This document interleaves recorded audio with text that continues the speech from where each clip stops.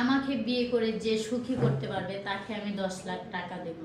শুধু 10 লাখ টাকা না, 5 তলা একটা বাড়ি আছে, একটা প্রাইভেট কার আছে, সবই আমি তাকে দিব। কিন্তু তার আমাকে সুখী করতে হবে, আমার চাহিদা পূর্ণ করতে হবে, আমাকে ঠিক মতো দেখশন করতে হবে, আমার মনের মতো হতে হবে। আমার চাহিদা যে মিটাইতে পারবে, আমাকে আমার মতো করে যে ভালোবাসতে পারবে, তাকেই আমি সব কিছু তুলে দেব। আসলে কি ভাইয়া, আমি বাড়ি গাড়ি টাকা পয়সা সোনা দানা আমি কোনো কিচ্ছু চাই না।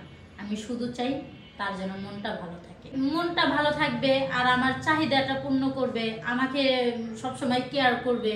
আমার চাহিদাটা কি, আমার চাহিদা আছে না, একটা মেয়ের চাহিদা একটা ছেলে মানুষের কাছে কি এবং হতে পারে, শারীরিক সম্পর্ক, যেন এই বিষয়টার দিকে যেন আমাকে সুখী করতে পারে। হ্যাঁ, এই কারণে তাকে আমি ছেড়ে দিছি। এই কারণে আমিও মনে করেন যে ভালো একটা মনের মানুষ খুঁজতেছি। আর এরকম মানে ভেঙে চুরে বলে তাকে আমি সবকিছু ইয়া করতেছি। সে সুন্দর হোক আর কালো হোক আর যেমনই হোক, তার মনটা ভালো থাকতে হবে, আমাকে বেশি বেশি করে কেয়ার করতে হবে, আর আমার চাহিদাটা পূর্ণ করতে হবে। কোনো যোগ্যতার দরকার নেই, আমার চাহিদা মিটাইতে পারলেই হবে। আমাকে কেয়ার করবে, সব সময় আমাকে আগলে রাখবে তার ভালোবাসা দিয়ে।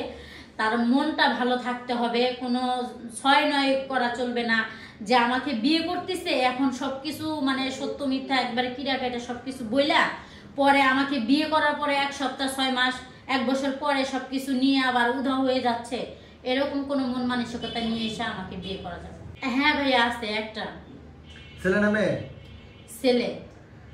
তো তাকেও কি গ্রহণ করতে হবে নাকি? হ্যাঁ অবশ্যই ভাইয়া, তাকেও গ্রহণ করে নিতে হবে। যদি শুধু আপনাকে নিতে চায় তাহলে কি করবেন? না ভাইয়া, তাহলে তো আমি বিয়ে করতে পারবো না, কেননা আমি ওই ছেলেটাকে কই দিব, কার কাছে রাখবো? আর আমি আমার টাকা যা আছে, আমার বাড়িটা আছে, আমার একটা গাড়ি আছে, এগুলো তো আমি তার কাছেই দিব। সেজন্য আমার ছেলেটাকে আমাকে সহ মেনে নেয়া করে খায় আমার সঙ্গে। বিবাহিত হলেও কোনো সমস্যা নাই, অবিবাহিত হলেও কোনো সমস্যা নাই। বউ থাকলে চলবে না ভাইয়া, বউ থাকলে চলবে না, ওরকম স্বামী আমি চাই না। তাহলে আমি যে জীবনে আছি, যে পরিস্থিতিতে আছি, যে দিনে আছি, আমার এটাই বেশি বেটার। সে বিবাহিত হোক আর অবিবাহিত হোক, সে আমাকে ভালোবাসবে, আমাকেই সব সময় কেয়ার করবে, আমাকে নিয়ে সব সময় পাগল হয়ে থাকবে। কেননা তাকে আমি 10 লাখ টাকা দিচ্ছি, একটা বাড়ি দিচ্ছি, একটা গাড়ি দিচ্ছি, সে আমার হয়ে থাকবে, এটাই আমি চাই। আমি ছাড়া যে অন্য কারো হবে এটা আমি চাই না। কারো যদি বউ থেকে থাকে সেই ছেলে আমাকে আসবে বিয়ে করতে, না হবে না। আমার হয়ে সবকিছু থাকতে হবে সেই ছেলে। আমাকে নিয়ে হানিমুন করবে, আমাকে নিয়ে ঘুরতে যাবে, আমাকে নিয়ে সেলফি উঠাবে, আমাকে নিয়ে যা কিছু আছে ওর সগাল্লাত সবকিছু আমাকে নিয়ে আমার কাছেই থাকবে। মানে এখানে তো আর কোনো কিছুর অভাব দিচ্ছি না, আমি কাজকর্ম তো করতেই হবে। আমি যে টাকা দিচ্ছি এই টাকা দিয়ে তো আর মানে বসে খাওয়া যাবে না, বসে খেলে রাজার ভান্ডারও কুলায়। আচ্ছা 24 ঘন্টা কি কেউ সাথে রাখতে পারে? তার তো কাজ আছে, তার চেহারা দেখে তো আর বোর পেট ভরবে না, বউকে তো ভাত কাপড় দিতে হবে। সে কাজের মুহূর্তটা কাজ করবে, বাকি সময়টা আমাকে দিবে। জায়গা সয় সম্পত্তি এগুলা তার থাকবে, তার সন্তান হবে না,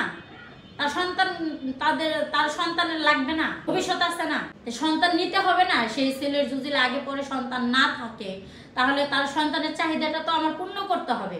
যেহেতু আমার একটা সন্তান আছে, আমার না হলেও চলে, কিন্তু তার চাহিদাটা, সন্তানের চাহিদাটা তো আমার পূর্ণ করতে হবে। সে না নিলে বাস, আর কোনো সমস্যা নাই, আমার না নিলে তো ভালো। তাহলে আমার একটা ছেলেই থেকে গেল। নামে লিখে দেওয়া বলতে কি, আমি তো বললাম তাকে দেব, সে চাইলে আসলে সেরকম ভাবে কি আর লিখে দিয়ে কি আর কারো দেখা যায় তাকে আমি লিখে দিলাম, সে পরবর্তীতে বিয়ের 1 সপ্তাহ পরে যদি আমাকে ফেলে চলে যায়, না আমি দেব না। কেন? আমি তো তার সাথেই ঘর করব, তার সঙ্গে সারাটা জীবন তার হাতের উপর হাত রেখে আমি সময়টা কাটাবো, দিনগুলা পার করব। তাহলে তাকে দেব না, তার ভালো মন্দ দেখবো না, তার ভালো মন্দ বুঝবো না, কি কারণে? আমি এটা কি হয় গোরগুলা? উভয় পক্ষে সংসার করতে গেলে উভয় পক্ষে দুজনের পরামর্শ লাগে, দুইজনেরই বুদ্ধি লাগে, তাহলে না সংসারটা ভালোভাবে চলে। হ্যাঁ, দুজনে উভয় পক্ষে আমরা সংসারটাকে আগুয়ে নিতে চাই।